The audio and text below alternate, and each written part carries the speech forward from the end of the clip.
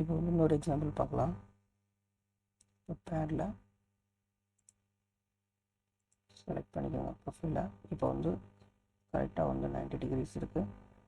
இப்போது மோரில் போயிட்டு ரெஃபரன்ஸ் எடுத்துகிட்டு நம்ம ட்ரா பண்ணி வச்சுருக்கிற அந்த லைன் இப்போ அந்த லைன் எந்த டைரெக்ஷனில் இருக்கோ அதை பேஸ் பண்ணி வந்து நமக்கு பேட் க்ரியேட் ஆகும்.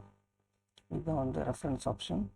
நார்மல் டு ப்ரொஃபைல்னால் வந்து ப்ரொஃபைல் வந்து டிஃபால்ட்டாகவே வந்து நார்மலாக வந்து க்ரியேட் ஆகும். ஸ்கெட்சு எப்படி ட்ரா பண்ணதுலேருந்து கரெக்டாக வந்து 90 டிகிரி வந்து நார்மலாக வந்து பேட் க்ரியேட் ஆகும். இல்லை நமக்கு வந்து அப்படி வேணாம், நம்ம ட்ரா பண்ணி வச்சுருக்கிற ப்ரொஃபைலுக்கு தகுந்தது மாதிரி வந்து பேட் ஆகணும்னா பக்கத்தில் இருக்கக்கூடிய அந்த ரெஃபரன்ஸ் பாயிண்ட்டை பிக் பண்ணிவிட்டு நம்ம அந்த ரெஃபரன்ஸ் பாயிண்ட்டை பிக் பண்ணும்போது அது அந்த லைன் வந்து எந்த டிரெக்ஷனில் இருக்கோ அதை பேஸ் பண்ணி வந்து பேட் ஆகும். Just okay. இதுதான் வந்து ரெஃபரன்ஸ் ஆப்ஷன்.